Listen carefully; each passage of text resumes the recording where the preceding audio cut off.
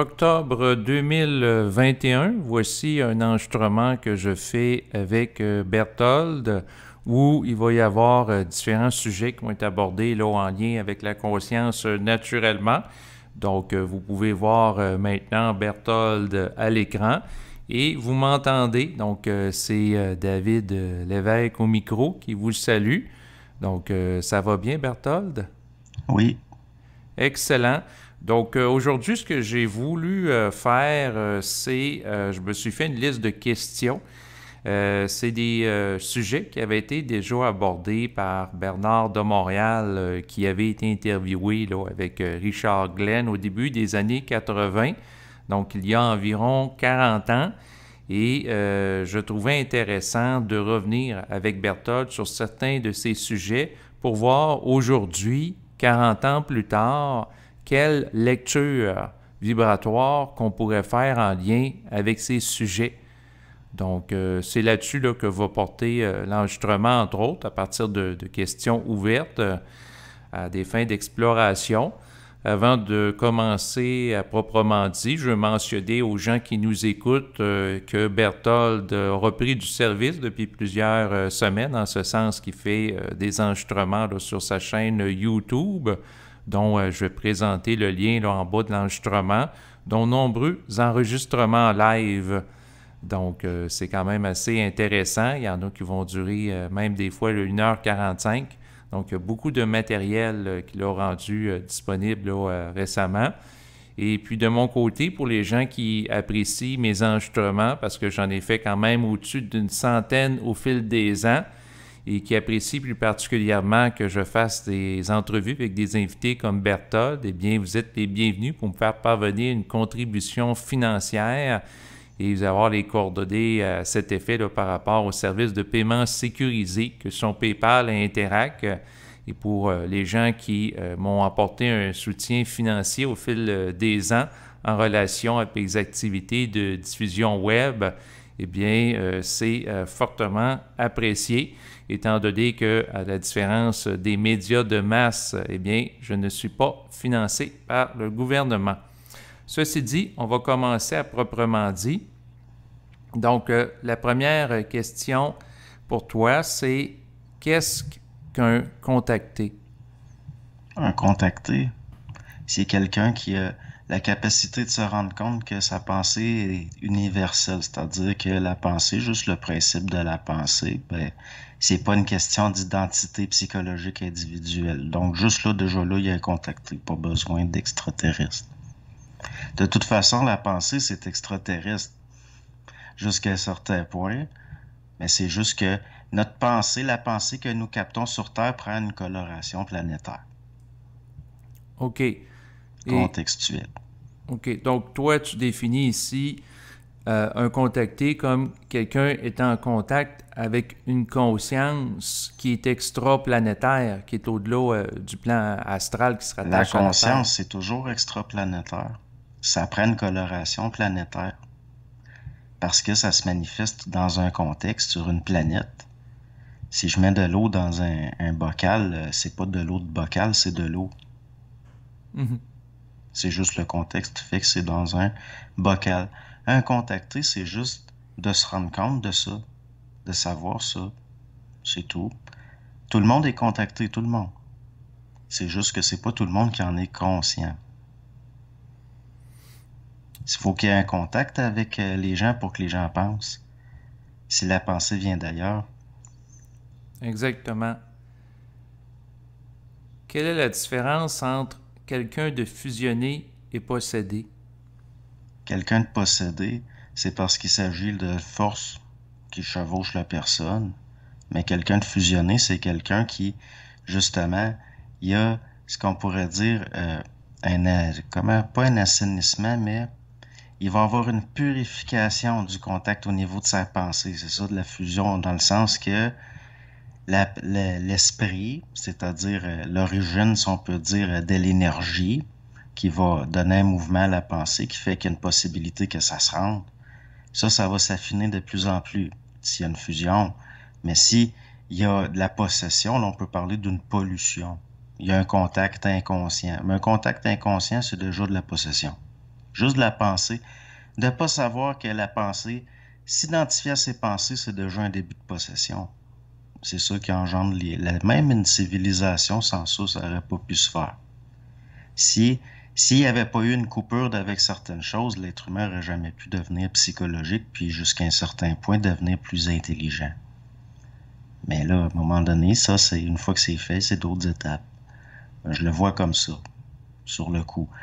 Mais c'est ça, la fusion, il va y avoir au niveau de l'âme puis de l'esprit un rapprochement, si on peut dire. Il y a quelque chose qui se refait, puis ça va s'affiner dans l'ego.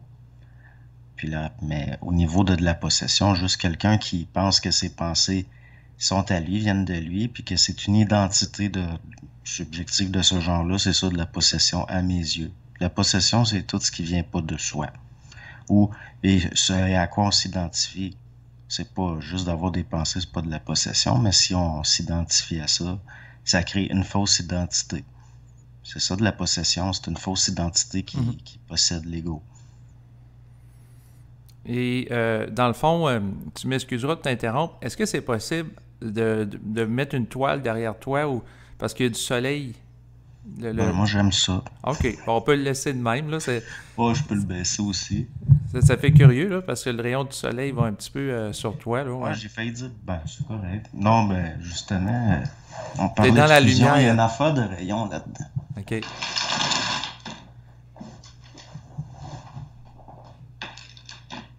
Bon, c'est-tu le fun, c'est de même. Oui, non, c'est mieux. Euh, est-ce que tu ferais une distinction entre quelqu'un de contacté et possédé? Ben, la possession, jusqu'à un certain point, où il va y avoir un contact dans le sens qu'il y a quelque chose qui passe. Mais de là, un contact, au sens pas un contact, ben oui, il y a une différence. Ça dépend ce qu'on entend par contacter. Il y a du monde qui sont contactés par de la possession, si on peut dire. Mais là, c'est en circuit fermé. C'est Mhm. un peu. Tandis qu'un vrai contact, là, c'est en circuit ouvert. Il y a quelque chose qui vient de l'universel. Mais posséder, ça vient d'un circuit fermé contextuel qui est lié à de la pollution. Tout simplement. C'est tout le temps contextuel de la pollution. Et c'est-tu en relation avec le contexte planétaire? Ben oui. Il n'y a pas de possession s'il y a pas de contexte. Si, mettons, là, mettons une conscience qui se manifesterait en dehors d'un contexte planétaire. Il ne Mhm. peut pas avoir de possession. Oui, dans le sens qu'il n'est pas soumis à des formes qui se rapportent à, dans le fond, quelque chose de relatif, là. Ben, la possession, c'est expérimental. C'est de l'expérience au sens psychologique, puis même, on pourrait dire, là, parapsychologique, mais ça, c'est des aspects, ça reste voilé, mais parce que la possession, il y en a tous les jours, tout le temps, je veux dire, ça nous entoure, mais s'il n'y a pas de contexte expérimental planétaire, il ne peut pas avoir de possession. Ce qui vient pas de soi ne peut pas venir sans un contexte. Tandis que, par exemple, là, c'était quoi là, l'autre affaire en comparaison? Un contact par rapport à de la possession, ben, Oui. un contact, il y a une reconnexion il y a un retour à quelque chose, il y a une épuration, ça s'enlève du chemin. Donc, ça, c'est pas expérimental au sens subjectif, contextuel. Je le vois comme ça. Autrement dit, ça serait quelque chose d'objectif. Ouais, le contact, c'est objectif, la possession, c'est subjectif, toujours. OK? Qu'est-ce qu'un être extraterrestre? Mais qui est extraplanétaire. Tout simplement, comme ça dit. Extraterrestre, c'est qui vient pas de la Terre. Donc, il y a beaucoup d'extraterrestres qui semblent pourtant venir de la Terre. À ce qui semble. C'est pas des sujets que j'aime bien, ça, là. Mais, Mhm. ce qui est extraterrestre, c'est extraplanétaire, comme le nom le dit. Donc, même l'esprit, on peut dire que c'est extraterrestre. Et ferais-tu une distinction entre extraterrestre et extradimensionnel? Extradimensionnel, ça revient à extraterrestre, mais c'est parce qu'il y a des dimensions rattachées à la Terre. Dans le sens, la Terre est multidimensionnelle. Donc, il y a des êtres qu'on pourrait qualifier d'extraterrestres, mais qui sont rattachés au planétaire. Mais ça, c'est toujours une question de point de vue. Comme, si on peut dire, tout ce qui est, euh, tout ce qui est extraterrestre, Mhm. c'est ce que l'être humain, au niveau de son contexte planétaire à lui, voit comme étant en faisant pas partie, mais ça veut pas dire que ça l'est.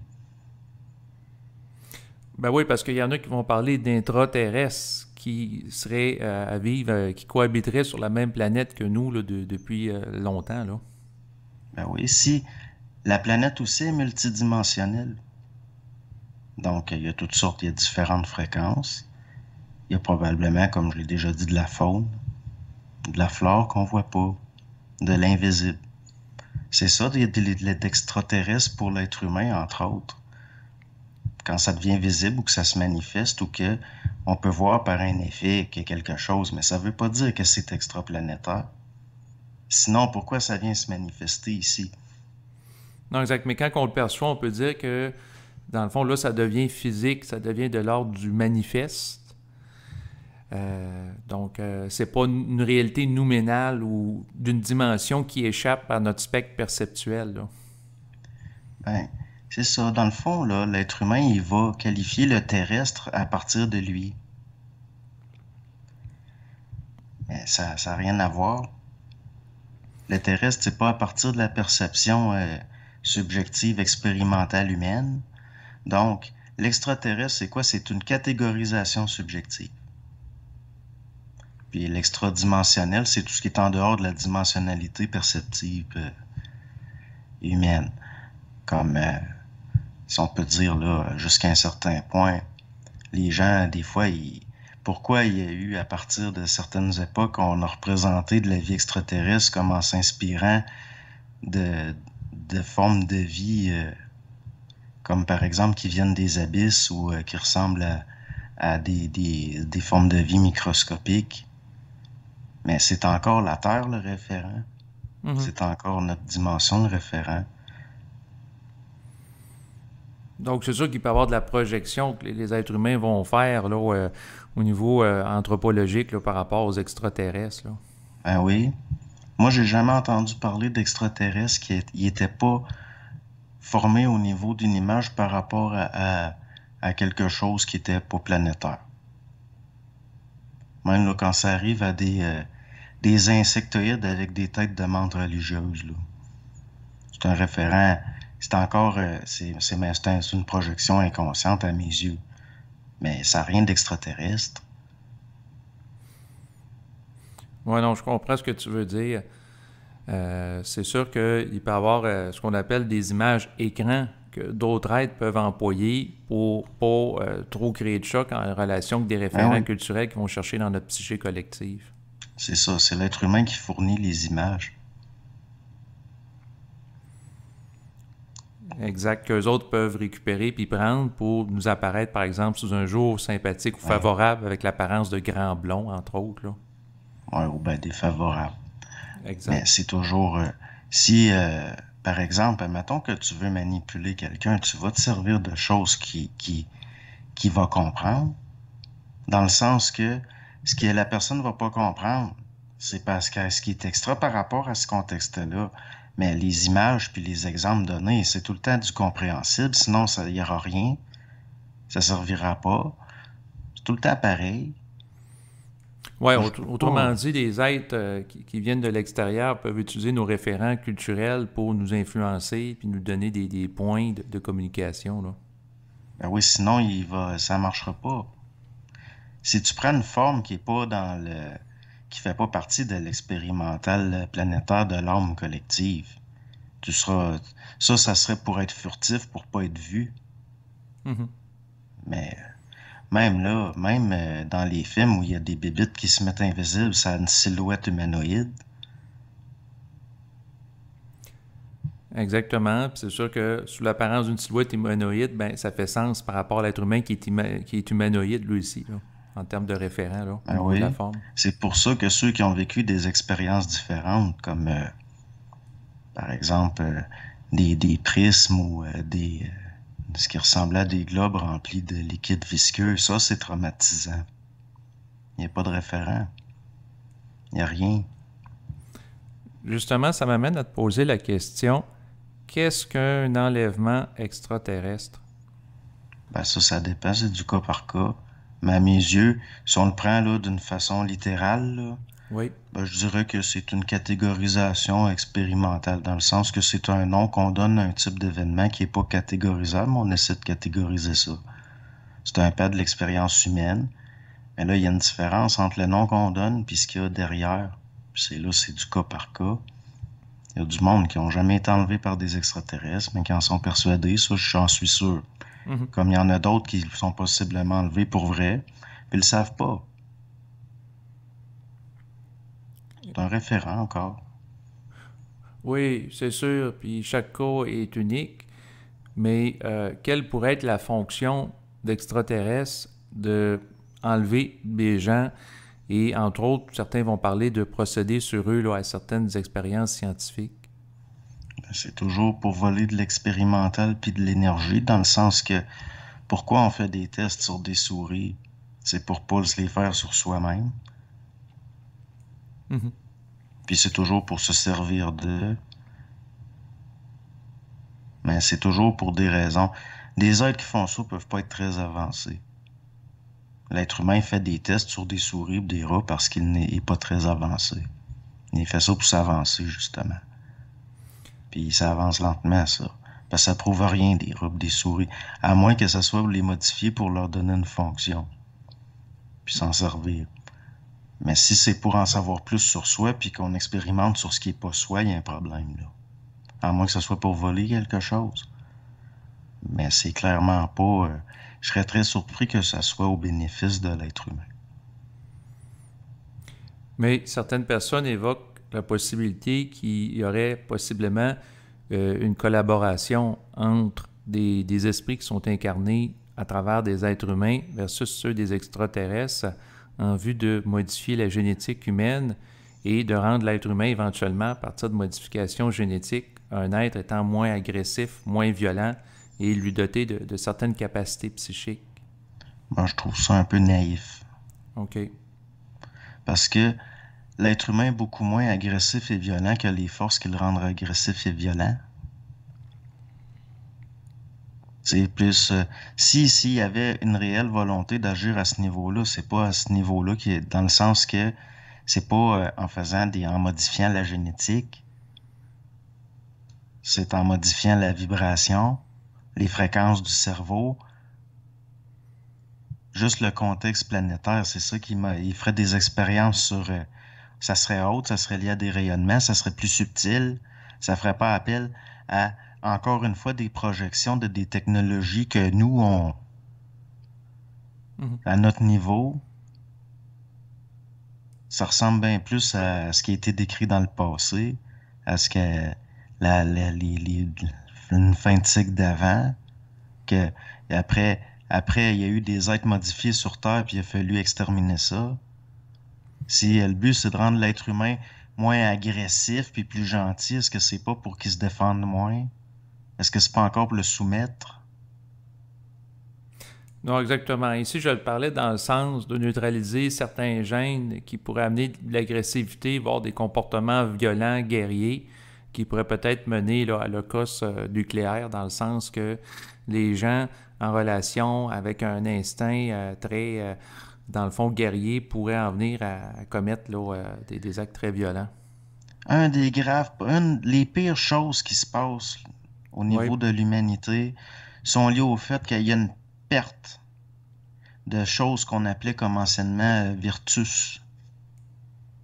La vertu, la Mhm. virilité, la capacité à se tenir debout. Puis justement, c'est pas en enlevant ça qu'on va... une civilisation plus avancée, c'est pas une civilisation de extra sophistiquée de momounes qui se promènent en robe blanche. Mhm. Moi, je vois rien de bon là-dedans. OK. Qu'est-ce qu'un être de lumière? Ben, n'importe quel être, Tout être est de lumière. Jusqu'à un certain point, c'est une question de densité puis de fréquence. Mais il peut pas y avoir d'être sans lumière. Dans le sens que la lumière est à l'origine de l'être. Et voilà. Mais certains vont parler d'être des ténèbres. Oui, parce que il y a une psychologisation de la densité. Le principe de densité. Mhm. C'est de la lumière pareille, mais de la lumière ralentie, de la lumière opaque, de la lumière appesantie, qui vibre plus bas. Ça vibre plus bas. Certains vont parler que la matière, ce qui est physique, est de la lumière coagulée à un niveau de densité moindre. Ça va dans ce sens-là, ce que tu dis. Oui, mais il y a un principe de densification. C'est ça, les vraies ténèbres. OK. Il y a une force dans le sens de... Il y a un principe de coagulation. Il y a une différence entre ce qui est coagulé puis la coagulation. Les ténèbres, c'est la coagulation, pas l'énergie coagulée, là. OK, un principe de coagulation, c'est-à-dire de descente d'énergie. C'est ça. De la lumière ralentie, c'est pas des ténèbres. OK. C'est de la lumière qui vibre plus bas. C'est le principe que ça vibre plus bas qui est les ténèbres, si on peut dire. Est-ce que tu verrais dans les ténèbres une force d'entropie? Non. OK. C'est plus ce qui ralentit les forces. On est tellement dans... même, il n'y aurait pas de possibilité au niveau des plans s'il n'y avait pas ça. C'est là parce que ça n'a pas le choix d'être là. Dans le sens que sinon, il n'y aurait rien là. Ça... Dans le sens que si tu as une seule couleur, il n'y a pas d'image, il n'y a pas de relief. Donc, la lumière serait des ténèbres sans les ténèbres, s'il y avait juste de la lumière. Donc, autrement dit, une nécessité à ça pour une raison de perspective. C'est même pas une... Oui. Oui. C'est même pas une nécessité au sens où nous, on l'entend. C'est des affaires qui se questionnent même pas, qu'on n'a même pas à définir. C'est comme ça. Dans le sens, pourquoi c'est comme ça? Ben, c'est comme ça. Il n'y a même pas de question à se poser. C'est pas une question, c'est un état de fait. Ça peut pas être autrement. Sinon, il n'y aura rien. Mhm. Qu'est-ce que la hiérarchie cosmique? Moi, à mes yeux, c'est le fait que, justement, ça vibre à différents degrés, à différentes fréquences, à différents niveaux. Puis que la lumière, elle voyage à travers différents niveaux de densité. Donc, il y a une hiérarchie au sens que c'est intelligent, mais ça vibre pas tout au même degré. Je vois pas d'autre chose que ça. Dans le sens que on aura beau dire, bon, ben comme il y en a, ils vont parler des différents, comme par exemple des ordres exécutifs là, au niveau cosmique, des forces, puis ils vont donner des noms à ça. Puis à mes yeux, ça c'est l'être humain qui fait ça. C'est pas important. Mais c'est clair qu'il y a différents niveaux de densité. Mm-hmm. Puis ça vibre à différents niveaux. C'est un peu comme le spectre chromatique. C'est ça, moi, à mes yeux, de la hiérarchie. Dans le sens que ce qui est à telle fréquence n'est pas une autre. C'est tout. Est-ce que l'univers est géré par des êtres sur le plan hiérarchique? Moi, je considère que l'univers est autogéré par des lois. Qu'il y a une autorégulation, entre autres, mais qu'on anthropomorphise ça. Mais oui, à certains niveaux où on est obligé, dans une densité comme la nôtre, qui a des intelligences comme qu'on a un plan psychologique, des choses comme ça, il peut pas faire autrement que d'avoir une certaine gestion. Parce que il y a des choses il y a des possibilités d'accident. Puis comme comme ça veut se diffuser partout, puis il y a les principes de volonté dans l'univers, puis oui, là, il y a des choses qui doivent être ralenties, il y en a d'autres qui doivent être accélérées, donc oui, il y a de la gestion. Qu'est-ce que l'ésotérisme? L'ésotérisme, c'est un langage dans le langage. C'est-à-dire? Ben, c'est ça. C'est comme... ben, c'est ça, c'est un langage dans le langage. C'est-à-dire, le langage, c'est ce qui est exotérique. Le langage dans le langage, c'est ce qui est ésotérique. C'est une façon de contrôler l'information. C'est quoi de l'ésotérisme? C'est du contrôle. Mhm. C'est du contrôle de l'information. C'est de la hiérarchie psychologique. C'est de l'élitisme social. C'est ça de l'ésotérisme. OK. Est-ce qu'il y a des maîtres du monde? Ça dépend de quoi on parle. Parce que le monde, ça se maîtrise pas. Mais est-ce qu'il y a différents niveaux de pouvoir au sens... oui. Mais moi, ça, je trouve ça vibre bas. Les maîtres du monde. S'il y a des maîtres du monde, là, je les mets au défi de montrer qui est. Parce que si le pouvoir, c'est lié à ce qu'on voit pas, Mhm. c'est où la maîtrise, là? Quelle sorte de puissance est obligée de rester dans l'ombre pour être puissante? C'est tout ça de la puissance. C'est une bonne question, parce que c'est sûr que s'il y a des maîtres qui ont un pouvoir occulte, c'est-à-dire qui est voilé à la population pour les manipuler, certains vont parler d'être de haute astralité, ben c'est sûr qu'eux autres, l'avantage, c'est de tirer profit de l'inconscience des gens pour les manipuler. Puis à mes yeux, c'est pas ça le vrai pouvoir. C'est pas du pouvoir, c'est dès que tu allumes la lumière, puis c'est là que ça ne plus, ça tient plus. C'est comme le magicien d'Oz, là, qui est caché. Le pouvoir caché, c'est pas du pouvoir pour moi. Ça s'exerce justement par de la densité. Donc, c'est pas, il y a pas de, il y a quelque, on est dans moi, c'est encore de la manipulation, puis du contrôle. Mais là, les maîtres du monde, c'est clair qu'il y a certaines forces qui vont passer par, mais le vrai pouvoir occulte, Mhm. c'est là, devant tout le monde, mais on le voit pas. C'est pas quelque chose qui est obligé de se cacher pour être puissant. Mhm. Autrement dit, le pouvoir réel est transparent, il est clair. Oui.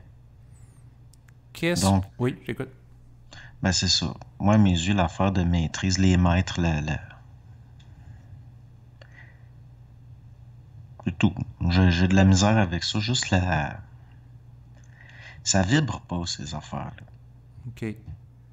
Qu'est-ce qu'un initié? Un initié, c'est quelqu'un qui a acquis le droit de savoir où qui c'est. Ou qui sait par lui-même. Ou qui a acquis par un contexte. Ou qui a vécu, qui a intégré par du vécu. Ou qui est tout simplement, c'est juste quelqu'un qui a quelque chose. Être initié, c'est voir quelque chose. OK. Quelle est la différence entre les maîtres du monde et les initiés? Ben, mais je sais pas du même ordre du tout. Même là, ça dépend, on parle de quoi comme initié. C'est ça, là. Parce que c'est pas des termes absolus, ça. Mhm. Le langage, c'est relatif. Donc, de quoi on parle? Les initiés, ça peut être ceux qui savent qu'il y a des maîtres du monde.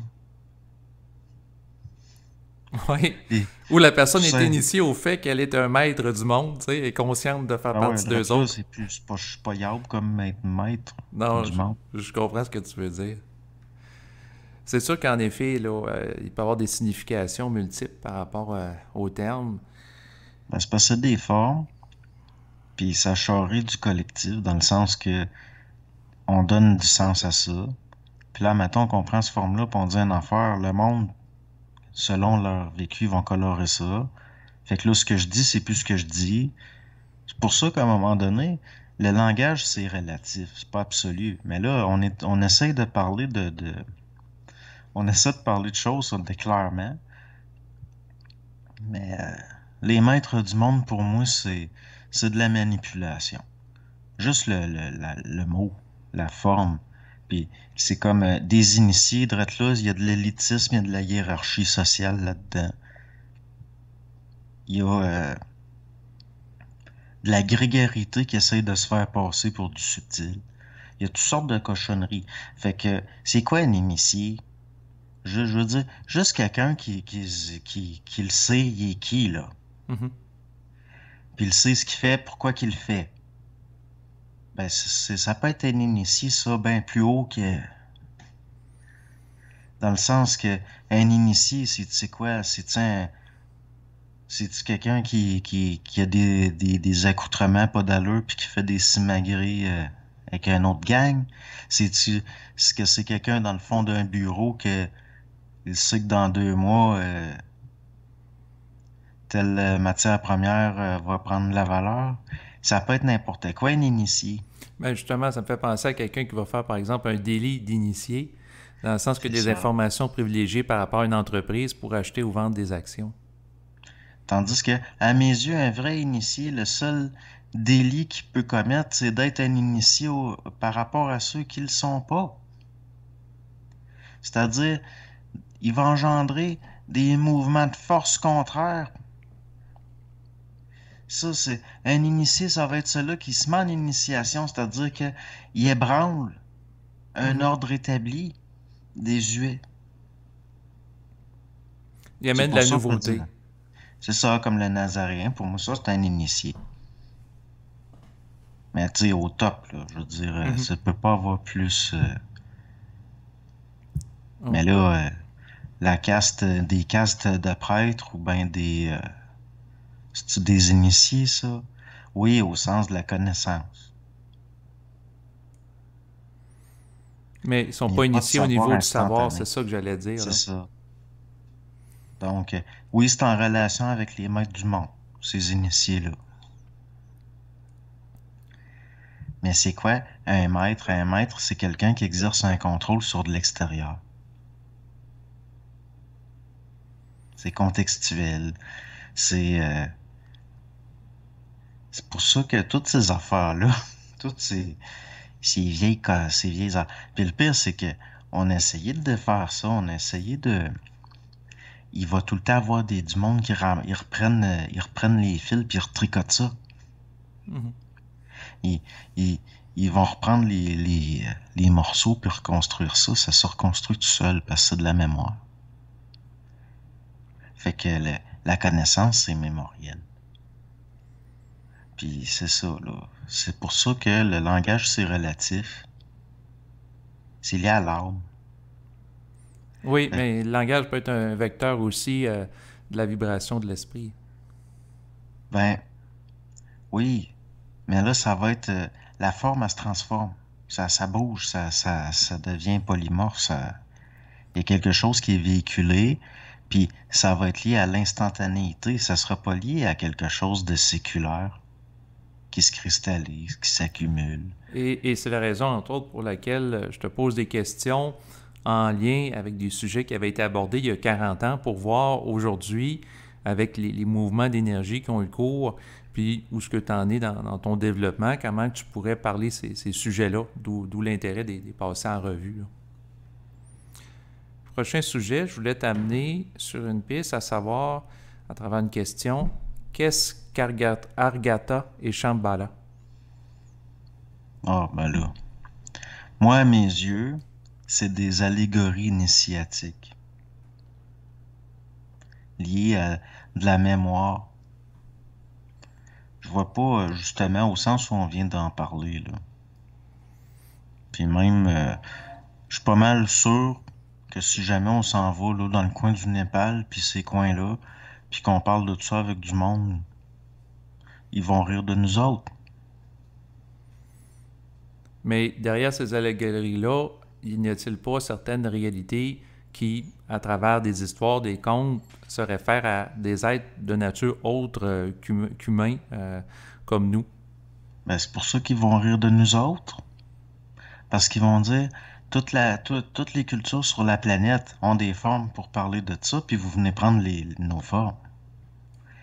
Dans le sens que, vous le savez, par vos mythes à vous autres dans votre coin, c'est quoi? Il faut avoir perdu ce que vous savez pour venir chez nous puis nous demander, nous parler de ça. Parce que par rapport à comme tout ce qui est vibratoire, comme par rapport à, il y aurait des portes, il y a Mhm. des changements. Par rapport, c'est lié à l'électromagnétisme de la planète. Comme je disais, il y a différents niveaux fréquentiels. C'est multidimensionnel, une planète vivante. Mhm. Donc, c'est habité à différents niveaux. Puis là-dedans, ces forces-là vont prendre des formes pour exercer une autorité. Parce qu'une vie expérimentale planétaire, c'est territorial. C'est lié à de la colonisation, entre autres. Ça va exercer de l'influence, c'est lié à de l'influence. Parce que c'est lié à de la survie, là, la vie, dans ce contexte-là. Puis, mais moi, pour moi, là, c'est des vieilles... je vois rien d'intéressant là-dedans.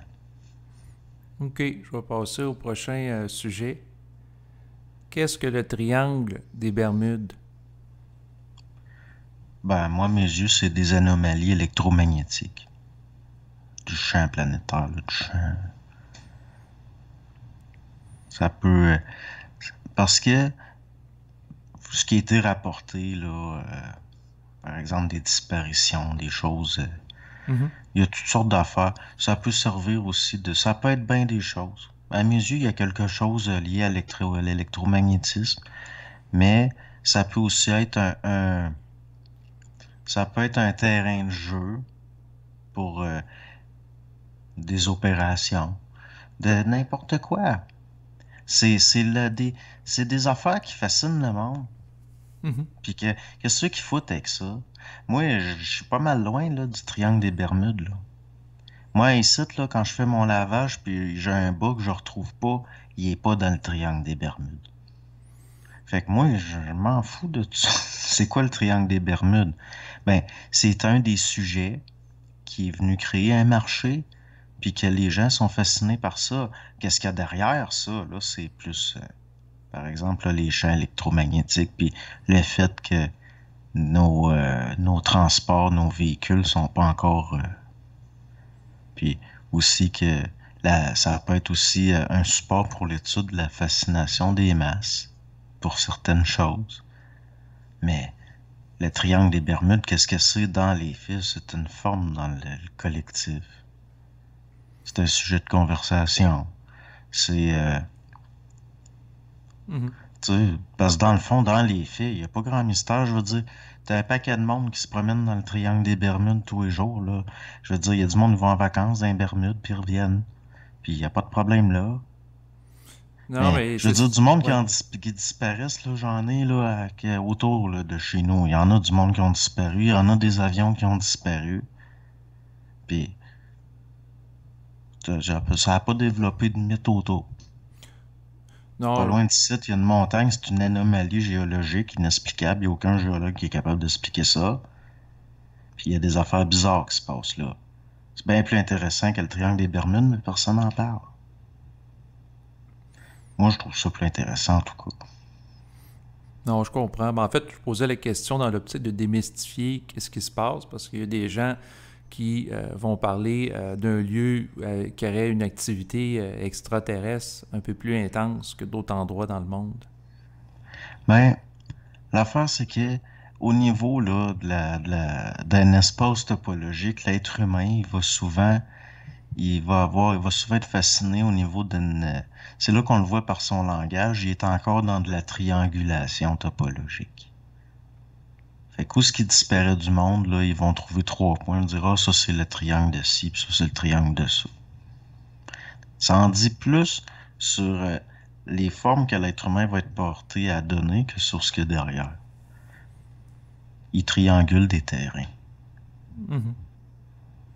Parce que l'être humain, ça, c'est quand il y a de l'affaire des formes de même, c'est parce que là, il y a une recherche de repères.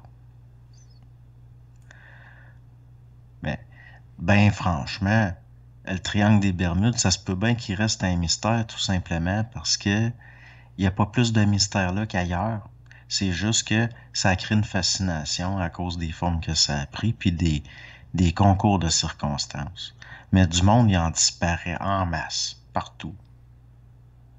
Il y a même des places, il y a des villages au complet, le monde ont disparu. Oh oui, c'est sûr que c'est pas le lieu unique de disparition, en effet. Là, ouais. C'est parce qu'il y en a que il y a eu un concours de circonstances, il y en a qui ont eu intérêt à développer une fascination puis un marché. Puis ça fait partie de l'histoire, ça. C'est de l'anthologie. C'est de, ça fait partie des aspects, vendeuses de librairie de l'être humain. Oui, oui, mais c'est sûr que les histoires qui concernent le triangle des Bermudes, on peut être récupérées à des fins commerciales. Alors que, Mhm. comme tu le dis, il y a plein d'autres endroits où il y a des cas de disparition d'avions ou autres là, qui ont cours. Là. Oui, ben oui. Puis il y a même bien plus impressionnant, des choses bien plus inquiétantes. Puis, ben non, c'est un peu comme un magicien, là, il te fait des simagrées, là, puis pendant ce temps-là, tu vois pas qu'il t'a volé ta montre. C'était un peu ça, là. OK, ben un peu comme le fait que dans le domaine de l'ufologie, on parle beaucoup d'Area 51, la base 51, alors qu'en Ben, tu sais, réalité, il y a sans doute plein d'autres endroits où il y a des activités ufologiques là, significatives. ça, c'est s'il y en a là. Ouais. Parce que il y a clairement des opérations d'orientation des intérêts du public, que ça soit de surface ou underground. Je veux dire, la Era 51, moi, je trouve ça plate. C'est pas intéressant. C'est comme les Drone Lake, ces affaires-là. Je trouve pas ça intéressant, pas en tout. Je veux dire, tout ce qui a été engendré, c'est un peu comme, admettons que moi, je suis un gouvernement, là, puis que Mhm. je veux que tous les weirdos, qu'eux autres, ils fouinent dans les raccoins, puis je le sais qu'à force de fouiner dans les raccoins, ils peuvent tomber sur, bon, ben, je vais leur créer des raccoins, je vais leur... Si tout le monde en parle, ça n'a pas rapport, je veux dire, c'est pas là. Oui, ben c'est sûr qu'il y en a qui vont dire que justement la base 51, c'est pour attirer l'attention des masses, mais en réalité, ça fait longtemps qu'il n'y a pas d'activité ufologique réelle qu'on court là, puis les trucs plus significatifs, c'est ailleurs. Il y a plus d'activités ufologiques dans ma région qu'au Nouveau-Mexique pour Nevada, tant qu'à moi. Puis il n'y a personne qui en parle. Pourtant, n'importe qui prendrait la peine de recueillir des témoignages, faire des recherches dans mon coin, il se rendrait compte que c'est une des places qui en a beaucoup le plus. Puis, si tu regardes, peut-être que c'est de même à la grandeur de la planète, dans le fond. Parce que, juste, moi, dans mon coin, quand je suis tombé sur, parce qu'il y en a qui l'ont fait la job, ils ont recueilli des témoignages, puis je veux dire, c'est incroyable, tout, il y a des affaires, puis j'essaie de retrouver, à un moment donné, je me disais, ça a passé, ça, il y en a qui en ont parlé dans les journaux, ouais, ouais, puis tout, puis j'essaie de retrouver les archives, je les trouve pas, pourtant je m'en souviens, parce que quand j'étais petit, m'en souviens, puis c'est pas retrouvable.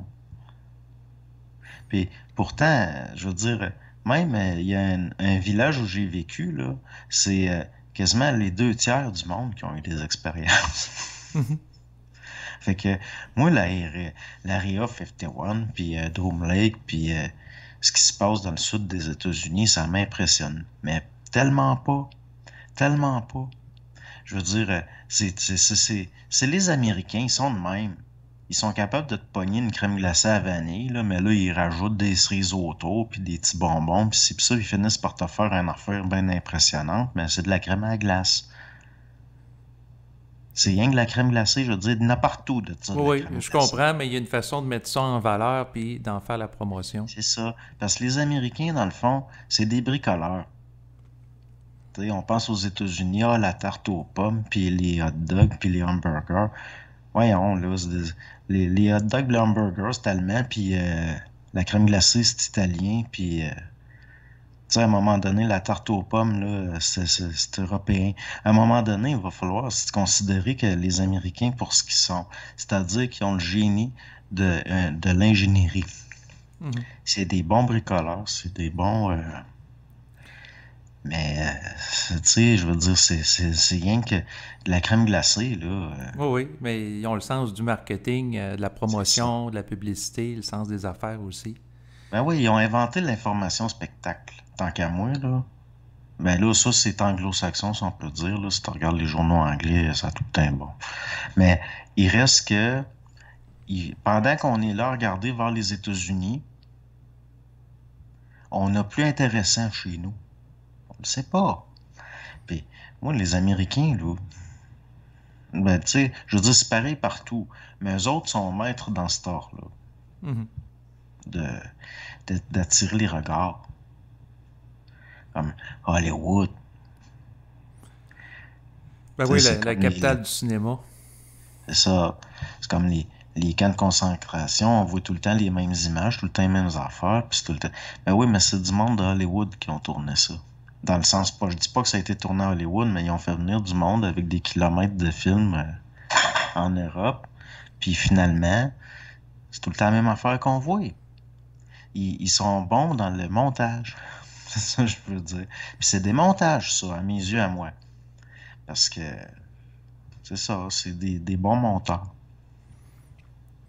Oui. Qu'est-ce que les mondes invisibles? C'est les aspects de notre monde qu'on voit pas. Les mondes invisibles, c'est la multidimensionnalité de ce qu'on appelle le monde. C'est-à-dire, si l'être humain est multidimensionnel, ça veut dire qu'il vit sur différents plans en même temps, entre autres. Mais l'univers, si on parle, mettons, il est pas très uni, là, Mhm.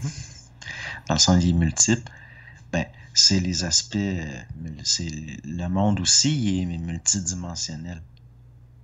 Donc, il y a des mondes invisibles, parce que la vision, c'est une dimensionnalité de la perception. Oui. Qu'est-ce que l'âme? L'âme, c'est de la mémoire expérimentale, puis de la programmation. OK. Qu'est-ce qu'un guide astral? Ça, c'est une domination, si on peut dire. Ça peut en être de la programmation. Mais c'est de la manipulation. Moi, à mes yeux, un guide, c'est quelqu'un qui... c'est de la... C'est ça, c'est du contrôle. C'est de la... Je vois pas quoi dire d'autre. Dans mes mots à moi, là, un guide de l'astral, là, Oui. c'est c'est de la compensation, c'est de la justification, c'est de la compensation. De la compensation.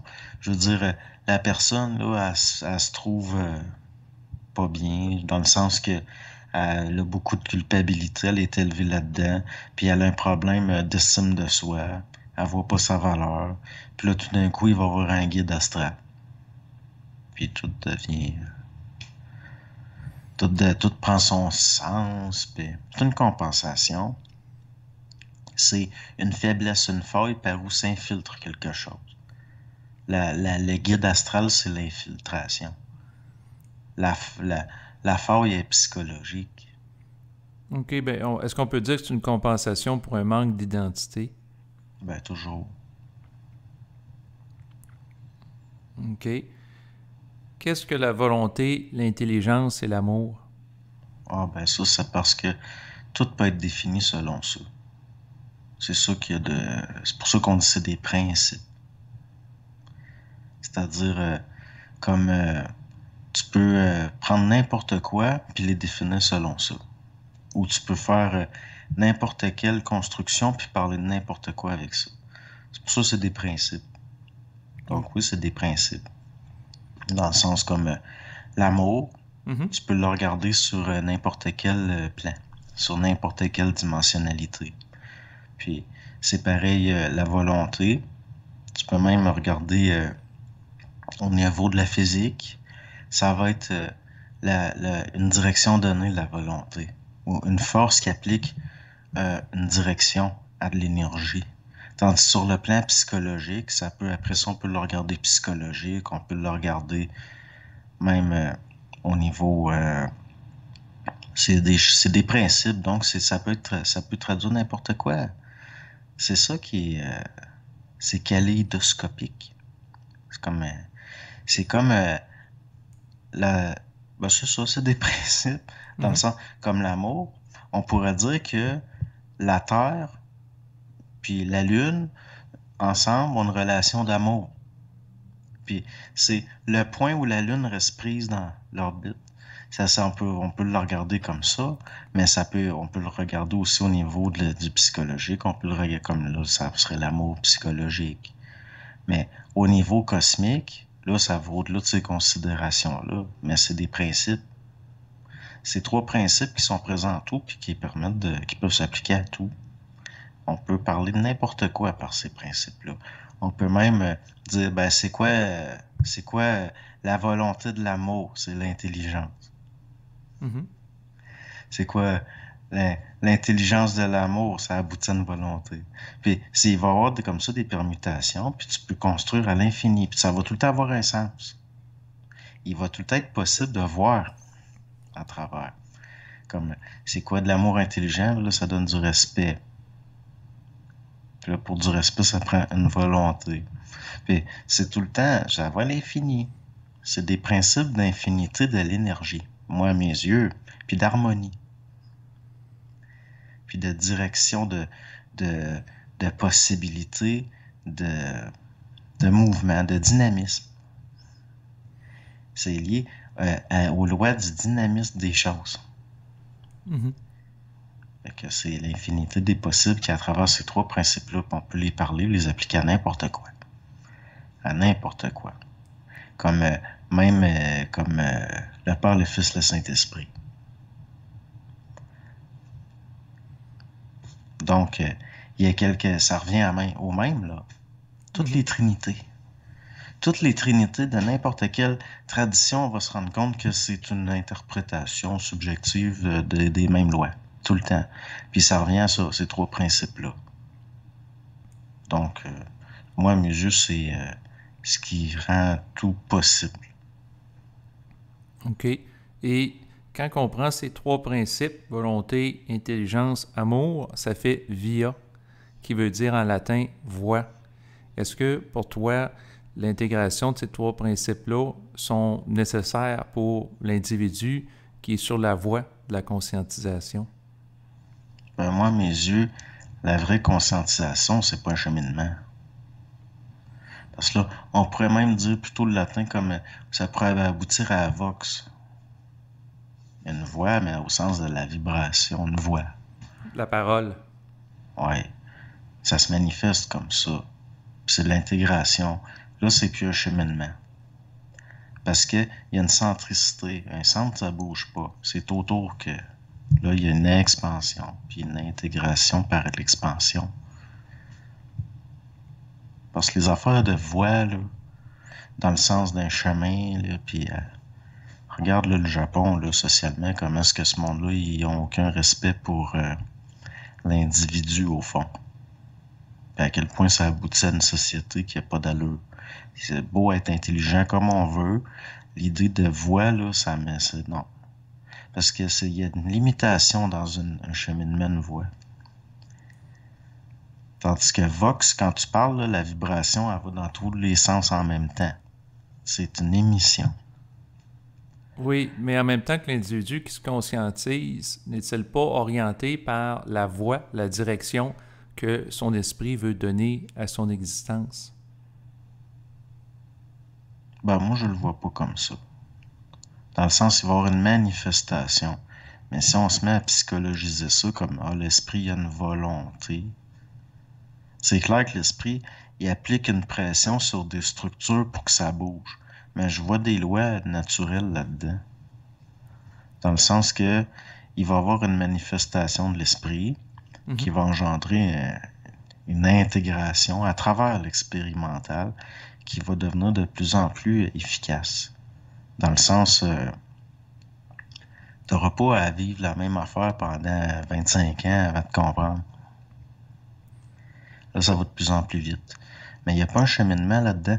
Il va y avoir à la base un principe qui fait qu'il y a l'efficacité. Il va y avoir une... Parce que il peut y avoir deux personnes qui suivent le même chemin, mais ils n'arriveront pas en même temps. Mm-hmm. C'est pas le chemin là qui fait la... C'est pas le chemin qui met du gaz dans le char, c'est pas le chemin qui fait la vitesse de... Oui. C'est le même chemin, là. C'est juste un terrain. La, la- C'est pour ça que l'affaire de voix, dans le sens... moi, c'est plus voix dans le sens comme, tu sais, Vox que via, là, Oui, là, je comprends ce que tu veux dire, mais le terrain sur lequel je voulais t'amener, c'est que l'individu qui développe une conscience vibratoire, la vibration va comme l'amener à faire certaines actions plutôt que d'autres. Puis dans ce sens-là, je voulais parler d'orientation. Oui, c'est évident. Donc, dans ce sens-là, on peut parler de voie dans le sens de via, c'est-à-dire qu'il y a une voie pour l'individu. De bord, on pourrait aboutir à vue. Ah, Parce OK. que pour dans quelle direction, il faut qu'il y ait une vue. Donc, une capacité de vision. Ben oui. Si tu le vois pas, le chemin. Fait que ça part pas, c'est pas le chemin, là. Mhm. Ça part tout le temps d'un centre. Puis ça revient à une vibration. Parce qu'on va regarder par rapport à ce qu'on entend, même. Fait que même une chauve-souris est aveugle, mais elle voit. C'est vibratoire encore plus. Fait que c'est comme un radar, ça émet. Mhm. Puis les émissions, c'est comme ça que le terrain apparaît, mais c'est pas le terrain qui fait que faut qu'il y ait un centre, une centricité. Un point d'émission puis de réception. Mais le reste, là, c'est contextuel. Puis, OK. comment ça se fait qu'il y a des fois, tu vas avoir une voix, mais c'est pas ça qui définit la vitesse puis l'efficacité. Tu sais, se promener sur un chemin en boîte à savon ou en caliche où ça change, mais c'est le même terrain. Mhm. Fait que ça part d'ailleurs. OK. Qu'est-ce que la fin des temps? Ben, c'est la fin d'un temps. La fin des temps, c'est au sens des temps, c'est des séparations dans un cycle. Fait que la fin des temps, c'est la fin d'un cycle. Il y a un cycle complet de fait. Parce que ce qu'on appelle les temps, c'est dans le cycle. Mhm. On sépare le planétaire vient séparer le cosmique en cycles. Parce que c'est cyclique. Puis les cycliques, eux, sont séparés en temps. Comme quand on dit la Renaissance, les temps modernes, ben, maintenant, ça va être la fin. Donc, la civilisation d'un cycle est finie. Mhm. Donc, la fin des temps, c'est la fin d'un cycle. C'est tout. Je vois pas. C'est des mesures. C'est des unités de mesure. OK. Puis, comment pourrais-tu appréhender la fin du temps psychologique vécu par l'humain? Ah, ben, l'humain, il va rester dans le sens. Quand nous, mettons, notre civilisation va avoir été arrivée au bout de son psychologique, il va avoir encore du psychologique pareil. Ça s'éteint pas de même, ça se ferme pas de même. Mais ça va, c'est progressif. Mais la fin du psychologique, ben, la fin du psychologique, c'est une reconnexion parce que il y a eu une coupure, puis c'est ça qui a permis de développer le psychologique. Tu veux parler de la coupure avec le psychique, l'esprit? Oui, au niveau de, comment je pourrais dire, c'est bien subtil, là, par rapport à l'interne. Il y a eu une coupure à l'interne pour qu'il se développe quelque chose dans l'externe, Mhm. c'est, et on n'est pas pour être, on pouvait pas rester dans l'instinct puis l'intuition. Il fallait développer l'intellect. Fait qu'il y a eu une cassure, il y a eu une brisure. Ben, la fin du psychologique, ça va être le recouvrement de certaines choses avec l'avantage de ce qui a été développé pendant la coupe.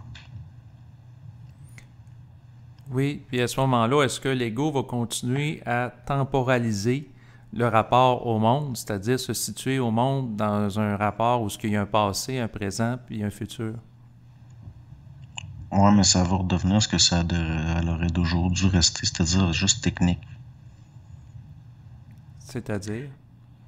Ben, c'est juste technique, c'est pour se repérer Tandis que l'être humain psychologise dans le sens que il est tout le temps en train de te projeter dans l'avenir, puis de se référer à un passé qui est déformé, qui n'est pas objectif, puis qui se déforme. Plus il se réfère au passé, plus il n'y aura plus une émotivation de ça.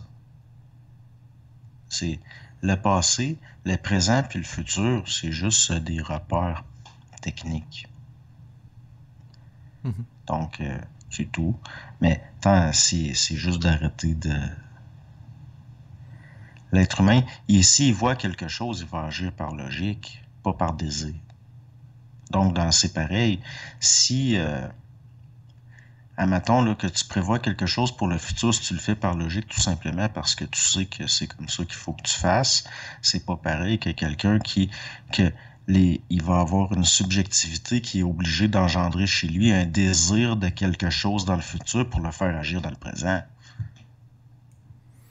Non, je comprends. Dans le premier cas, la personne va agir par vibration. C'est ça. OK. Quel est le destin de l'humanité? Ben, c'est sa programmation. Dans le sens, le destin de l'humanité, c'est justement ce qu'on pourrait appeler tout ce qui est la structure expérimentale prédéfinie collectivement, là. C'est ça les temps. Fait que, c'est comme même l'humanité, c'est comme un humain. Il y a une enfance, une adolescence, un âge adulte. Il y a un déclin. Ça, c'est les civilisations. OK. Il va y avoir un déclin. Parce que c'est une civilisation, si on peut dire, c'est le psychologique de l'humanité. Donc, il va y avoir une décadence. Mais l'humanité en tant que telle, en tant que principe, quand il n'y a pas de déclin, c'est un passage à une autre humanité. Fait que là, il y a des civilisations qui meurent, puis là, il y en a d'autres qui viennent au monde. C'est la réincarnation de l'humanité dans les civilisations, puis la perpétuation. Parce que on revient tout le temps au même principe, c'est juste qu'on est habitué d'appliquer à l'individu des principes qui sont universels. Mais une civilisation, l'humanité, on peut employer les mêmes termes, là. C'est les mêmes choses, c'est les mêmes principes, c'est les mêmes lois. Oui, bien c'est sûr qu'on peut dire que l'individu est l'unité fractale de l'humanité. C'est ça. Donc, les civilisations, c'est les réincarnations de l'humanité. Mais c'est la même humanité. En tant que principe expérimental planétaire, c'est la même humanité. Mais il y a différentes civilisations. Mm-hmm. Oui, ben c'est comme de dire c'est la même énergie avec un coefficient d'altérité. Ben oui. OK. Qui sont les artisans du futur? Ça, je trouve ça spécial. Les artisans du futur, il y a quelque chose là-dedans de paradoxal. C'est pour ça qu'il ne faut pas le penser psychologiquement. Les artisans du futur s'ignorent eux-mêmes dans le présent. Ils vont savoir qu'il y a quelque chose, mais ils savent pas que... Tu peux jamais être certain. Donc, qui sont les artisans du futur? C'est pas moi qui va le définir, ça. Mais les artisans du futur, c'est certain que c'est ce qui est en germe là. OK. Mais si je te l'amène sur le terrain, à savoir, est-ce qu'il y a des gens qui sont mandatés pour accomplir dans le futur de l'humanité une œuvre, comme par exemple initier un mouvement de conscience ou certaines choses ou inventions? Oui. Ben, possiblement que les artisans du futur, justement, pour des raisons du fait que le futur doit arriver, ben, il faut que ça reste jusqu'à un certain point voilé. C'est pour ça que je pense qu'il y a des artisans du futur qui ne le savent pas eux-mêmes. En même temps qu'il y a beaucoup de gens qui se pensent des artisans du futur puis qui ne le sont pas. Donc, c'est quoi les artisans du futur en tant que de la signification qu'on pourrait donner ou en tant que principe factuel? Les artisans du futur, c'est ceux qui vont avoir la capacité de capter l'information dans le présent, du nouveau, puis qui vont avoir la capacité de vision, d'assemblage. Donc ça va être des artisans du futur. Mais là, est-ce qu'on parle juste d'un futur technique ou le futur en général ou parce que de toute façon, ça revient tout le temps au même. Un artisan du futur, c'est quelqu'un qui va avoir la capacité de capter puis de voir. Puis ça peut être on a des universités d'élite, puis c'est pas nécessairement de là qu'ils vont sortir les artisans du futur. Non, c'est sûr. Dans un autre ordre d'idée, qu'est-ce qu'une influence satanique? Une influence satanique, c'est tout ce qui vient du planétaire psychologisé ou du monde de la mort, ou de forces mortes qui veulent se maintenir à travers les vivants, puis qui tirent. Donc, on peut considérer certaines instances de l'astral. Ben moi, à mes yeux, toutes les instances astrales sont sataniques, dans le sens que c'est rattaché au planétaire et ça s'en nourrit. Puis c'est lié à de la territorialité, puis à une maintenance. C'est un peu tout ce qui est planétaire au niveau animal, puis qui se psychologise, la fausse évolution. Mm-hmm. Qu'est-ce que le karma? La programmation. Mais c'est aussi des lois de conséquences. Dans le sens... il y a des conséquences. C'est une loi de conséquences. Je le vois, puis ça va jusque dans le concret. Comme si tu bats ton chien, il va souffrir. Pas juste ça, tu peux te sauter dans la face à un moment donné. Tu vas souffrir, toi. D'une façon ou d'une autre. Il va y avoir un retour, c'est une loi de retour OK. Une loi de conséquences. Quelles sont les lois de la mort? Les lois de la mort, c'est de se maintenir, dans le sens que c'est des lois de mémoire. Tout ce qui se rattache à la mort va vouloir... C'est un peu comme... il y a eu des grandes... il y a eu des grandes catastrophes sur Terre ou des massacres. Puis là, on va nous parler de devoir de mémoire. Nous avons le devoir de nous souvenir. Oui, comme par exemple par rapport à, dans le fond, le jour du souvenir, en lien avec la Première Guerre mondiale, Deuxième Guerre mondiale, de se souvenir pour pas que ça se reproduise, répéter les mêmes erreurs. Ça fait que les lois de la mort, c'est lié aux lois de l'âme, mais en dehors du vivant. Donc, c'est de la mémoire. C'est des lois de mémoire. Mais c'est ce qu'on parle, parce que ça peut se définir à différents paliers. T'as les lois des morts, les lois du monde de la mort, les lois de la mort. Puis là, il faudrait prendre un bloc et un papier puis définir ça un bout, là, parce qu'il y en a du stock, là. Mais en plus, c'est des affaires qui aiment ça.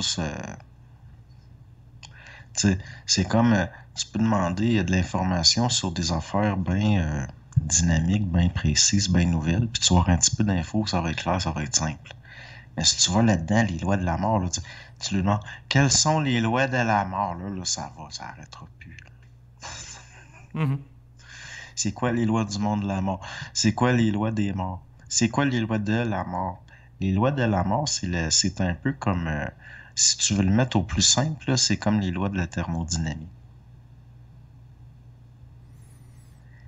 Quand il n'y a plus de la capacité pour un corps de supporter l'énergie, il va y avoir un arrêt. Mm-hmm. Donc ça, juste ça, c'est le plus... de base. Mais là, on parle de la mort à quel niveau? C'est lié à des lois de l'énergie. Puis les lois de la mort, c'est lié à l'énergie qui se tarit au niveau d'un monde où il est obligé d'avoir une incarnation pour avoir de la vie. Donc, la mort, elle existe sur son plan mémoriel à elle, mais elle existe dans notre monde parce qu'il est espace-temps, en tant que phénomène. C'est phénoménal.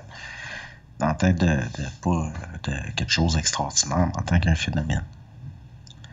Donc, les lois de la mort, c'est les lois de la vie. Mhm. Mais dans un monde où il y a un espace-temps, où il y a des transferts d'énergie, où l'énergie ne peut pas disparaître, mais il faut qu'elle se transfère. Comme il y a un temps défini, un espace, la vie n'est pas éternelle sur tous les plans en même temps. Donc, il y a des lois de la mort. Fait que c'est ça, les lois de la mort. Ça ressemble aux lois de la physique. Mhm. OK. Quelles sont les lois qui régissent le plan astral? Les lois de la mort. OK, oui. Les lois de la mort, les lois de la vie aussi, mais en tant que mémoire. C'est pas les lois de la vie en tant que les lois de la vie, c'est les lois de la vie en tant que mémoire de la vie. C'est là que ça fait partie des lois de l'âme. Donc, les lois de l'astral, c'est lié justement à des forces sataniques, comme on parlait, dans le sens que c'est pas vivant, au sens d'un dynamisme. Il faut qu'il n'y ait plus de volonté, il y a du désir. Parce que c'est une mémoire expérimentale. Pour qu'il y ait une direction de donner de l'énergie d'une façon réellement dynamique, il faut que ça soit idéal. Ça fait partie des lois de la vie. Mais au niveau d'un maintien de la mémoire dans des formes, pour de la mémoire de la forme, pour qu'il y ait une sophistication sur un autre plan, là, on est dans des lois de l'astral de mémoire. Là, il faut tomber sur un désir dans le sens que c'est plus de la volonté. Puis c'est justement ça qui a fait que l'être humain est devenu psychologique, entre autres. Parce qu'il est en lien avec la mémoire, ces lois-là. Quelqu'un de fou, c'est quelqu'un qui a les lois de l'astral pendant qu'il vit. Ça fait un fou. Ben, quelqu'un qui est Bon. subi, là, malgré lui, là, qui est inconscient. Là. Ouais. Ben oui. Mais même là, il y a bien longtemps, l'être humain n'avait pas besoin d'être conscient pour avoir l'allure, pour être intelligent. Comme un oiseau, c'est intelligent, un chien, c'est intelligent, un chat, c'est intelligent, dans le sens ça agit logiquement. Mais dès qu'il est au contact de l'être humain, un chat il devient psychologique, un chien devient psychologique, il peut développer des névroses, il devient astral, il va avoir besoin d'un psychologue pour chien. Oui, un psychologue canin parce qu'il est en contact avec l'astralité de l'être humain qui, à quelque part, le pollue. Ben oui, il développe un plan psychologique. Puis là, les lois de l'astral s'appliquent dans la psyché d'un être incarné. C'est sûr, ça marche pas. Parce que c'est pas intelligent, c'est pas logique. Il n'y a pas de... C'est quelqu'un qui arrête de penser subjectivement. Il va être lumineux. Mais quelqu'un qui réfléchit tout le temps, il va développer des désirs, il va développer des frustrations, bon. C'est ça les lois de l'astral, dans le sens que c'est une perpétuation de la forme. Mais c'est pas nécessairement adéquat par rapport aux lois de l'énergie d'un monde incarné vivant comme on le connaît. Parce que c'est juste de la mémoire magnétique, psychomagnétique, rattachée à notre plan, nous autres. Donc, les lois de l'astral ne seront jamais les lois de la vie. C'est les lois d'une maintenance de la forme pour que la vie se manifeste dans des formes de plus en plus sophistiquées. Donc, les lois de l'astral deviennent des lois d'entreposage du désuet. Mhm. Ça devient les lois de gestion d'un dépotoir. Puis, c'est sûr que, bon, ça prend un dépotoir. Mais n'importe qui vivrait là va être malade. Parce que c'est pas une place pour la vie. Ça m'amène à te parler du fait que est-ce que la Terre, au fil des ans, avec l'accumulation des formes, est devenue une forme, surtout avec la pollution physique, une forme de dépotoir de plus en plus? Pas autant que la mémoire expérimentale subtile qu'on appelle l'astral, qui est électromagnétique, puis qui se manifeste dans ce qu'on pourrait appeler l'âme de la planète, comme d'une façon parasitaire. Parce que notre planète est encore bonne. Là. C'est comme un plat de pétri, là, mettons qu'il s'est développé de la moisissure dedans, ben il est encore bon. Mm-hmm. J'ai juste à le nettoyer, puis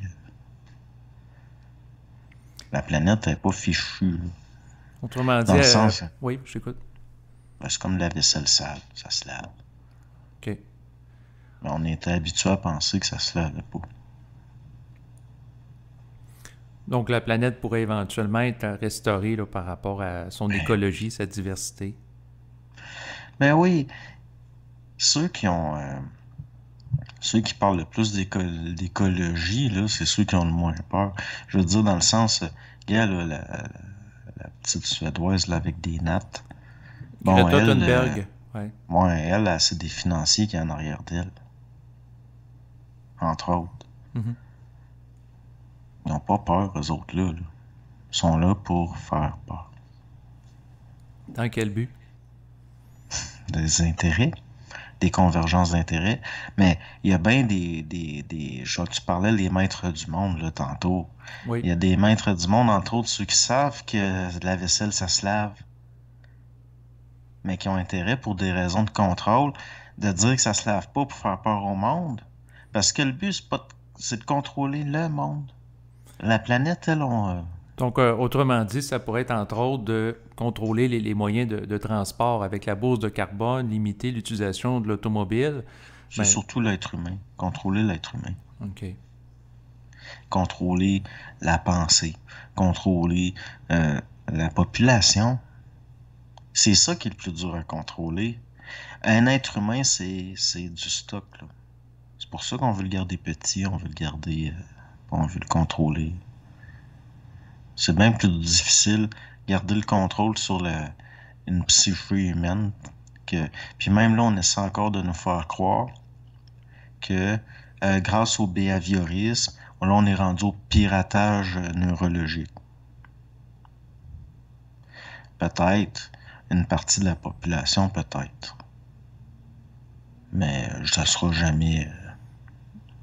C'est pas aussi avancé qu'on le dit. C'est ça, mais sinon, ce que je voulais t'amener, c'est que le mouvement écologique a mis de la pression au gouvernement pour avoir certaines politiques. Comme au Québec, dans le fond, d'ici 2035, les gens sont censés, lorsqu'ils vont acheter un véhicule automobile neuf, que ce soit strictement électrique. À l'origine, c'est 2030, là, c'est repoussé à 2035.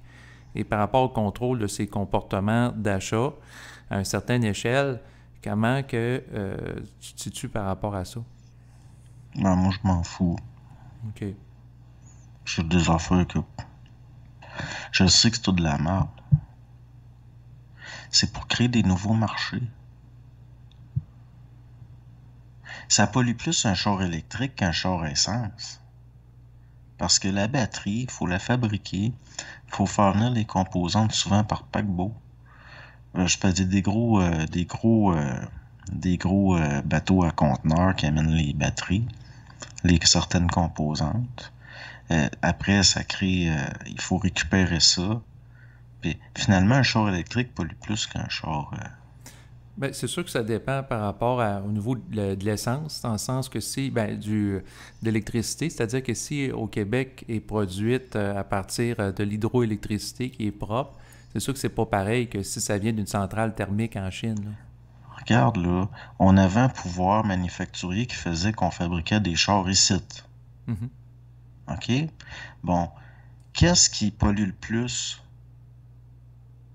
Faire venir un char de Corée ou de Du Japon, électrique? ouais. Voyons donc. Mm. Ça, c'est rire du monde. Pour ça, je te dis, c'est tout de la merde, c'est tout de la bullshit. Il rit du monde. Les éoliennes, là, Mhm. c'est une nuisance, ça. Puis c'est pas efficace. C'est tout de la merde. Je veux dire, c'est pour recréer des marchés.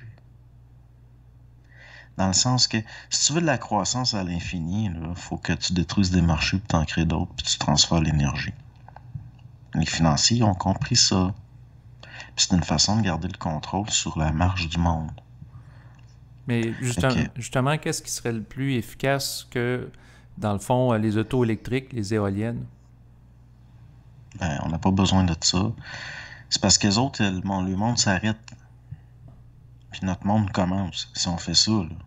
Puis ils veulent pas. Mais qu'est-ce qui serait le plus efficace? L'électricité, il y en a partout, tout le temps. Pas besoin d'éoliennes, pas besoin de turbines, pas besoin. Ça se capte de l'électricité, il y en a. La planète est électromagnétique, elle est vivante, elle est électrique aussi. Mais là, Donc, ces affaires-là, moi, je suis pas ingénieur, puis mon mandat, c'est pas de rendre ça public. De toute façon, ceux qui oseraient faire ça vont se faire tuer. où il risque de mal finir comme Nikola Tesla, là, avec les appareils qui Ouais, vivaient, il qui est visaient, heureux, là. lui. Comment? Il était heureux, il a pas mal fini, lui. Ben, moi, ce Il que était j'ai heureux avec ses pigeons. moi, ce que j'ai entendu dire, c'est que à la fin de sa vie, il était pauvre. Puis, Puis, ça veut-tu dire qu'il était malheureux? Son neveu, il donnait ce qu'il avait besoin. Il avait plus besoin de grand-chose. Il était rendu vieux, là. non, t'as pas tort, c'est mon interprétation, mais Tu sais, il avait ses pigeons, là, puis sa petite pigeonne préférée, puis je pense pas qu'il était malheureux. C'était pas quelqu'un de compliqué, lui, là. C'est pas quelqu'un qui était, je pense pas, moi, qui ruminait non, nécessaire. t'as sans doute raison. J'ai été trop rapidement dans l'interprétation. Parce que là, Mais, lui, il oui. sait que il y a des affaires qu'on est en train de parler là, lui, il savait ça. Fait que pourquoi il aurait peur, ou qu'il serait déçu, ou qu'il sait que c'est pas de sa faute, que son mandat, il l'a fait comme faut, mais la mort, c'est pas la mort. Fait que, dans le fond, c'est parce que c'est au niveau de quelqu'un qui ferait ça maintenant, qui rend public certaines choses, il met en danger l'ordre du monde. Puis c'est là, il se met en danger lui. Puis Oui, il par finira rapport. pas heureux avec des pigeons. Non, je comprends, mais c'est Il sûr, va être un quelqu'un pigeon. qui rendrait, par exemple, public des technologies à base d'énergie libre ou qu'on pourrait puiser l'énergie du cosmos, la personne pourrait se mettre à dos les maîtres du monde qui cherchent à maintenir l'ordre établi, là. Gars, à un moment donné, il y a un physicien anglais, Crook. Crook, lui, il a travaillé, a étudié un médium écossais. Je me rappelle plus de son nom, lui. Lui, il faisait de la télékinésie, ce médium écossais-là. Puis Croc, il se demandait, il dit, est-ce que l'air est conductible du fluide qui engendre la télékinésie? Tu sais, dans le temps, il se posait des questions bizarres. Mhm. Parce qu'à cette heure, on sait que la télékinésie, ça n'a pas rapport avec... bon. Fait qu'il a dit, je vais prendre une ampoule, que je vais mettre dedans quelque chose sur un axe avec des palettes qui tournent. Puis je vais mettre un bord blanc et un bord noir pour qu'on le voie tourner de loin à la lumière rouge. Parce que tu sais, dans le temps, il faisait certaines expériences à la lumière rouge. Il faisait plus noir dans les cabinets, ce qu'on appelait en tout cas. Puis il a dit pour voir si la densité de l'air influence le fluide télékinésique, là, Mhm. il dit, je vais mettre l'ampoule sous vide. Puis ce qui s'est produit, Croc qui a fait, il dit, ah, le panneau noir et blanc, je me rappelle plus comment ça s'appelle, mais tu peux acheter ça à cette heure dans des boutiques, ceux qui s'intéressent à la science, là. Dès que tu vas mettre cette ampoule-là à la lumière, les palettes noires et blanches dedans vont se mettre à tourner. Parce que il y a un vide dedans. L'ampoule est scellée qu'il y a un vide dans l'ampoule. Donc, les photons, ils n'ont aucune résistance pour frapper les parois. Puis comme il y a un bord blanc et un bord noir, ça tourne. Parce que dès que tu mets ça devant la lumière, ça se met à tourner à l'intérieur. OK, imagine on en fait un gros immense, puis on place une turbine après. Oui, fait qu'à ce moment-là, on pourrait alimenter en électricité, puis ça serait comme un mouvement perpétuel généré à Ben partir oui, de rien. bien plus efficace que des panneaux solaires. Ça virerait pas à peu près. Ça tournerait vite, là. Surtout si tu concentres la lumière du soleil, là, que tu crées des relais, là, des centrales solaires de même. Mhm. Ça ne prend pas beaucoup de lumière pour que ça se mette à tourner. Ça virerait vite. C'est pas compliqué, le crime, ça en est ça de l'énergie gratuite. C'est juste, ça prend une chambre à vide avec... puis que la lumière, elle frappe les photons et ils font tourner la turbine. Juste des photons. Mhm. Fait que, ça, on le sait depuis le 19e siècle. Croc, c'est le 19e siècle, là. Puis lui, comment ça qu'il est tombé sur du nouveau? Parce qu'il s'intéressait à des affaires bizarres. Mais à la place de ça, ça a été tout détourné. C'est comme les cubes cathodiques là, pour la TV, les écrans cathodiques. Ça Mhm. vient de lui. Parce que lui, il s'est intéressé à la transmission d'images. C'est comme l'autre jour, je parlais d'un live, puis là, il y en a qui parlaient que il pourrait y avoir de quoi d'électromagnétique, puis ça brûlerait les fils, puis tout. Puis j'ai dit de même, je savais même pas pourquoi je disais ça. Je dis oui, ben il est arrivé de quoi même dans le temps du télégraphe. Il y a eu maintenant un incident même même dans le temps du télégraphe. Ben, je ne sais pas pourquoi je dis ça, ben, je n'étais pas au courant. Puis plus tard, il y en a un qui a parlé de ça. Il dit dans le temps, là, les lignes de télégraphe ont brûlé à cause d'une affaire solaire. Mais à un moment donné, il y a eu la télégraphie sans fil. C'est juste là, elle est là, la technologie, elle est là, c'est une question de, on parlait là tout à l'heure, c'est quoi des vrais maîtres du monde? Mhm. J'ai dit, c'est du contrôle de l'information. C'est quoi de l'ésotérisme? C'est encore un contrôle de l'information. On est dans, c'est ça la planète, c'est la planète, c'est la planète des délits d'initiés. Ben, des délits des gens qui contrôlent. Si on prend l'initié dans le sens de quelqu'un qui amène quelque chose de nouveau, il ne va pas nécessairement commettre Ben, ils vont des dire, délits au c'est niveau lui le cosmique. prophète. Oui, C'est c'est lui vrai, qui ils vont va être être, pointés du doigt. ben Ouais, oui, puis il fera pas long. ouais. Parce qu'on est la planète est sous l'emprise de ce qu'on appelle les forces sataniques, dans le sens des forces de domination liées à de la mémoire puis à de la connaissance. La connaissance. Pourquoi il y a tout le temps, pourquoi dans toutes les vieilles traditions, la connaissance est associée au serpent? C'est comme même dans le vaudou. C'est un dieu serpent, puis c'est lui la connaissance. C'est lié à la connaissance. Ou, tu sais, c'est quoi ces histoires-là? Là? C'est lié à des vieilles formes archétypales, puis ça a rapport avec l'âme collective, entre autres. Mais c'est quoi la connaissance? Mhm. Qui amène la connaissance? C'est quoi ce principe-là? Puis, est-ce qu'on est, vu que c'est pas conscientisé, puis c'est pas intégré, ben, on appelle ça Satan. Puis quand c'est plus planétaire, puis que c'est extraplanétaire, puis ça touche des sphères encore en dehors si ça devient une force qui est en dehors des formes de l'âme, on appelle ça Lucifer. Mhm. Mais il reste que ces affaires-là, ces forces-là, c'est pas... oui, c'est ça, l'ennemi. Puis oui, l'ennemi, il est dedans, il est pas dehors. Parce que on a été coupé d'un contact dedans pour le dehors. Puis ça a été remplacé par de la connaissance. On a perdu le savoir pour la connaissance. On est entré dans l'intellect. Ça faisait partie des phases. Du retour. Le, le retour, comment je pourrais dire ça, on va revenir dans le jardin maintenant. Mais il est pas comme on nous l'a, comme on a osé, comme on nous l'a. Il y en a qui Présenté, là. pensent que on va retourner dans le jardin par l'astral. Il y en a qui pensent ça. Ah, mais quand je meurs, là, je vais aller au ciel. Ah, ouais. C'est tout ça que les Juifs, ils considèrent que tout le monde, et que quand ils meurent, ils vont tous en enfer. Ah ouais? Parce que ça, c'est quoi l'astral? Ben oui. T'as pas de ciel chez les Juifs. Il va y avoir ce que les autres ils appellent Cholam Abba. Mais c'est pas comme nous autres on le conçoit. Là. C'est que pendant un certain temps, ils vont être à un certain niveau, mais techniquement, ils s'en vont tous en enfer. Pourquoi? Mais ils ont sans doute Parce pas qu'ils la savent même qu'il n'est pas concept. fini. Mais c'est ça, mais ils ont sans doute pas la même conceptualisation que l'enfer chrétien, là.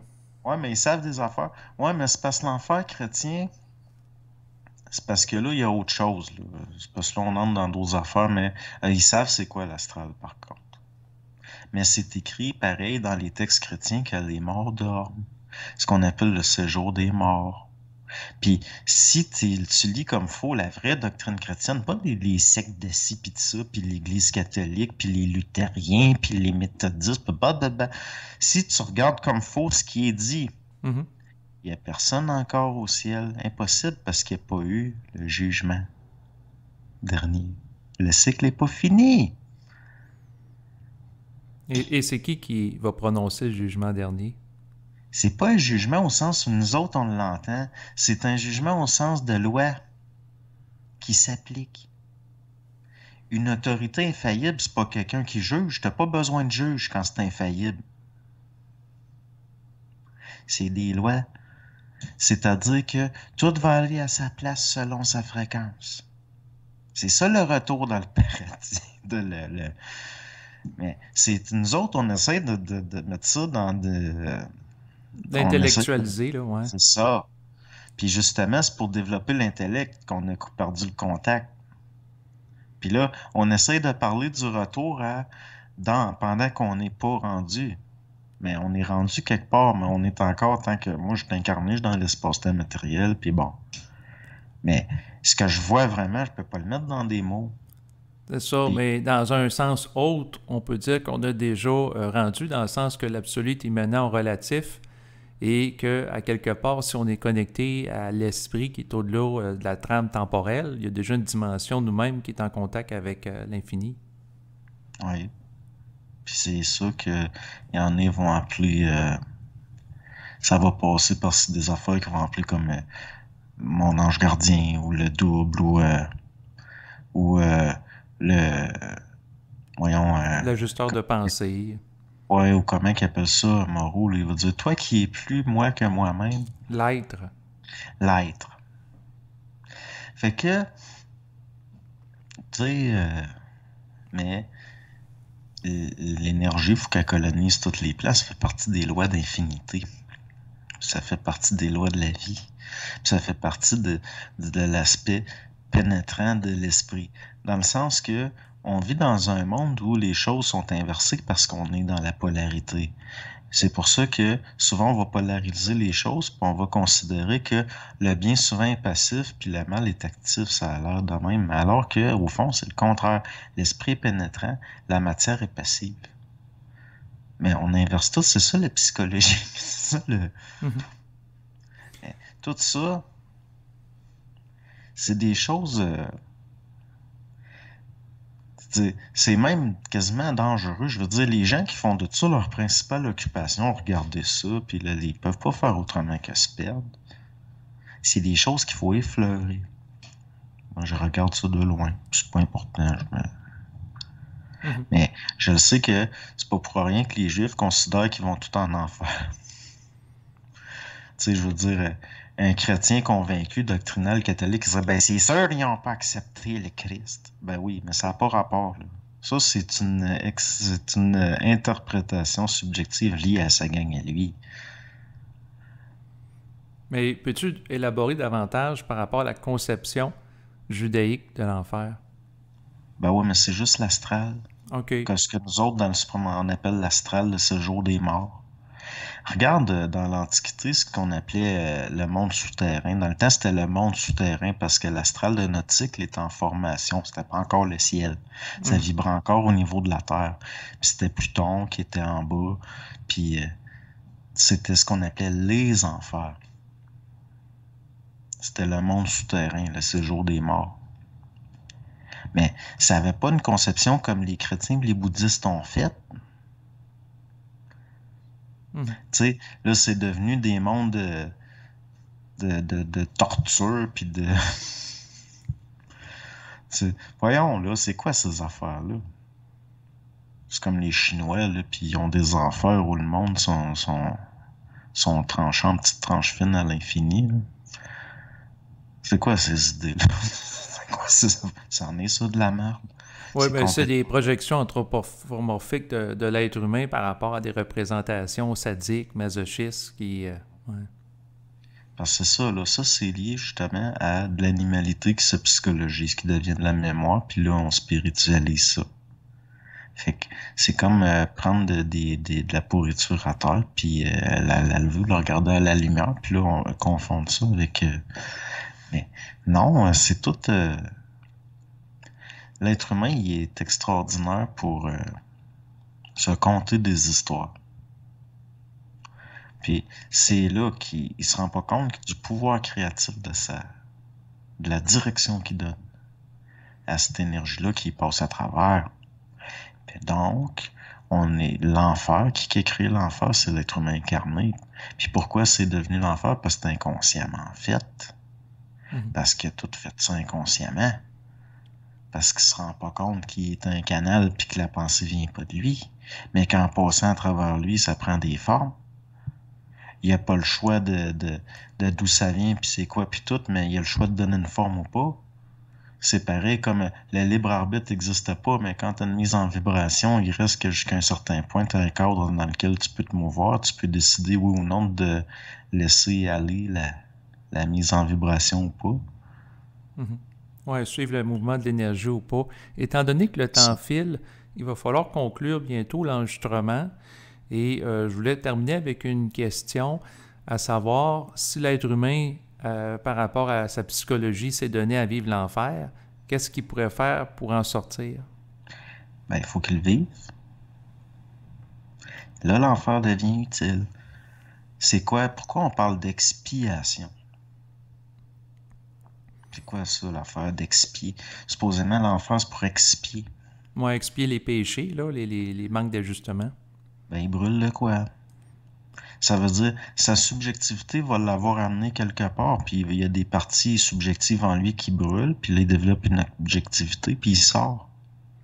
OK. Donc, autrement dit, lorsqu'il souffre suffisamment des formes qu'il a générées, des actions, voire du karma, pour faire allusion au concept que je parlais tantôt, ben, il va pouvoir éventuellement sortir de l'enfer, du planétaire, de l'expérimental. C'est ça. Puis là, ça va avoir accompli. C'est là que, justement, c'est ça, c'est les lois de l'énergie qui évoluent, puis des mondes en évolution, puis du vivant, puis même les lois de la mort, ça fait partie du vivant. Les lois de la vie. Mhm. Parce que c'est une mémoire de la vie, la mort. Puis il y a comme je te dis, une mémoire de la forme, pour que des formes de plus en plus sophistiquées apparaissent. Mais il faut se rendre compte que pour qu'il y ait des formes de plus en plus sophistiquées, puis qu'il y ait une réelle évolution réelle au niveau cosmique, pas comme les darwinistes parlent, mais une réelle évolution, ben, il faut que les vieilles formes soient utilisées jusqu'à les Saturation. détruire. C'est ça, éclater la forme jusqu'à un certain point. Parce que c'est un peu comme, justement, on revient aux Juifs, eux autres, ils considèrent que les différents plans se créent parce qu'il y a des formes de contenance qui éclatent. Mhm. Ça tombe, puis là, ça se déverse, puis là, pouf, pouf, ça... Puis il y a quelque chose d'une expansion, d'une contraction en même temps. Puis, mais il y a quelque chose, oui, à mes yeux, qui est réel là-dedans. C'est pas rien que du mysticisme, c'est parce que l'être humain, ce qui est pas capable de se donner à penser, il va le savoir par intuition, parce qu'il y a un savoir pareil. Mais là, c'est dès qu'on interprète psychologiquement, là, OK. Donc, on va compléter là-dessus l'enregistrement.